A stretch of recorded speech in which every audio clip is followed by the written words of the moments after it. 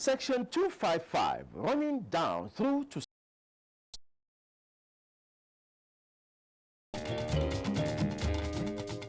this is a court for the Federal Capital.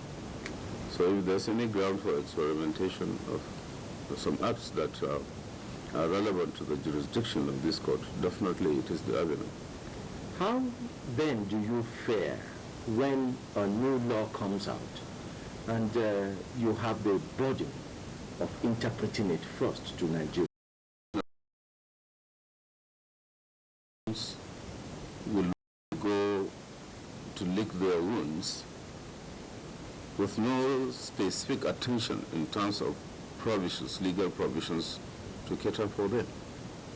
But today, with the restorative system of law as provided in the Criminal Justice Act, the ACJA, we have radical frame of non-custodial sentences in terms of engaging them in community services. You need some specialized persons to superintend over their activities while engaged in such community services. We are already far in the process of arranging to have such personnel on ground towards actualizing the dream of community service. I believe by the time we are through with our budgetary proposals, adequate provisions would have been in place towards actualizing that dream. Talking about experienced retired prison officers who have plotted certain outfits for that purpose. We have even some foundations who have made proposals to us. Don't forget, I chair the monitoring committee for the implementation of the ACJ Act, and therefore we have received some proposals from various number of organizations hoping to provide such services of probation officers. So we'll look at that, and armed with the funds, we will look at that and decide amongst them those that can serve most effectively the purpose. Talking about funds, have you been, has your court been providing witness expenses? The Act came into being much after the budget for the year had been implemented, more than halfway, and no provisions were made for state witnesses' funds. But this year, we have made such provisions, and there won't be shortage of funds as to have some witnesses paid and some witnesses not paid? We don't envisage that. Yeah.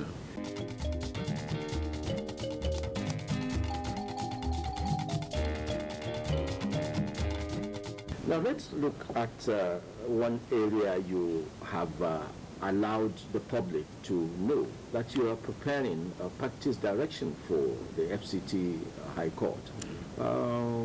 Give us a picture of what that should look like. Well, this practice direction that I spoke about recently is just one in the series.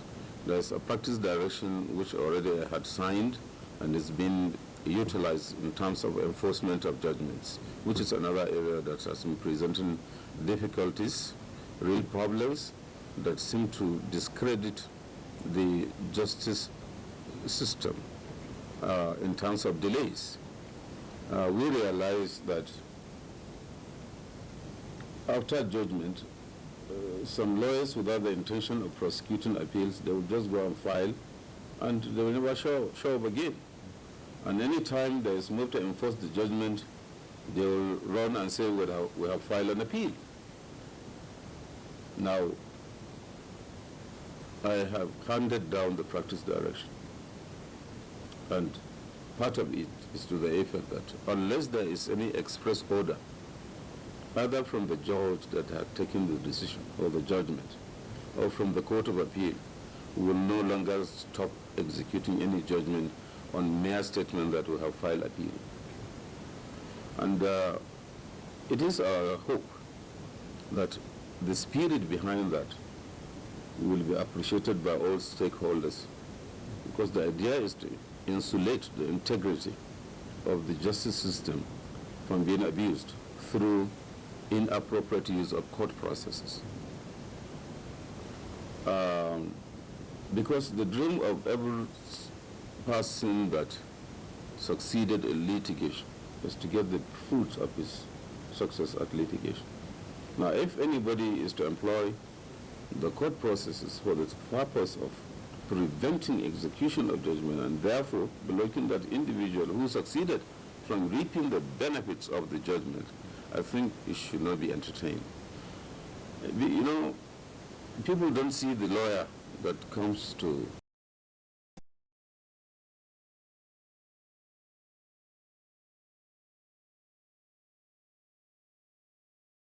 who will pave the fast-track lane for incoming cases, meaning we have succeeded in eliminating delays drastically.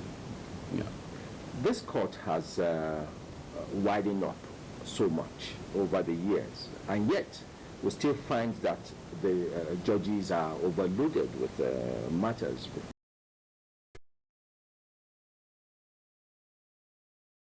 Court.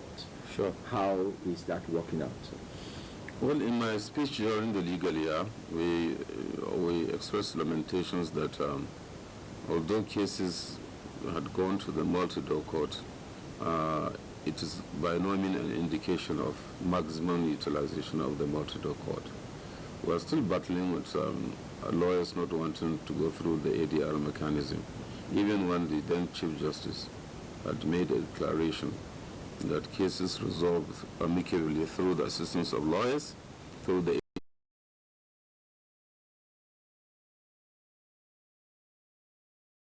before the end of this year. I'm going to commission a commercial court for the FCT. We have new courts, 4 of them, almost near completion. I will have them taken over by perhaps end of April. We are going to dedicate those courts mainly any failure to comply.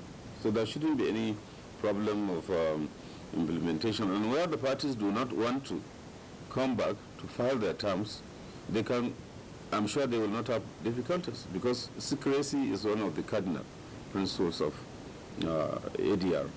So if they don't want to make their terms public, because once they register it before the court, it becomes a public document. Anybody can come and see. But many people prefer to go to the ADR because they don't want their terms to be made public. So they resolve there and they go and comply with the terms of agreement, and they embrace each other warmly, no more animosity, no more adverse feelings among themselves. So there shouldn't be any problem with that. Lawyers, because it's difficult to change old habits.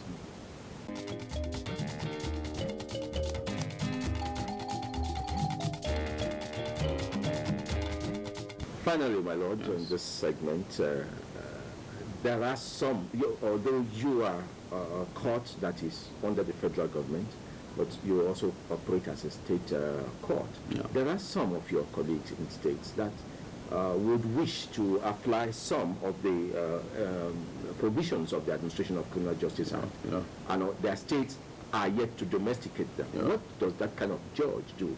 Is he at liberty to use some of the provisions? No, unless the state is able to domesticate that. I can tell you, primarily, the ACJ Act is meant to apply only in federal courts. But even at the formative period, when the bill was being prepared, states were involved. And we insisted at that time the representation from the various states should not be by a person less than a director. And that is why we were able to have some of the attorney general were there, some of them the DPPs came, some of them the Solicitor General were around, and along with them, we went through the formulation of the document, and then at the bill level, and then the advocacy throughout.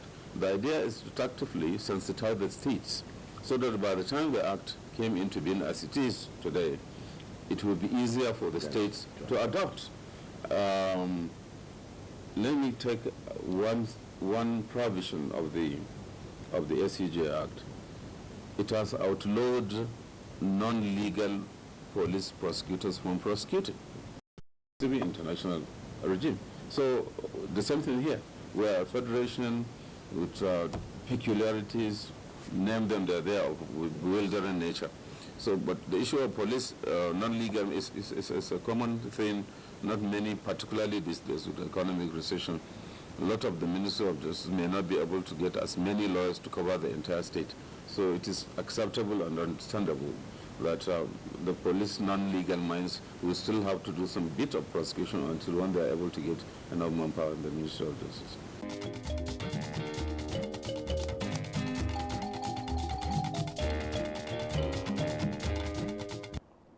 Yes, that's Justice Ishak Bello, Chief Judge of the FCT High Court, talking on the runnings of the High Court of the FCT and how the Administration of Criminal Justice Act has been implemented in his court.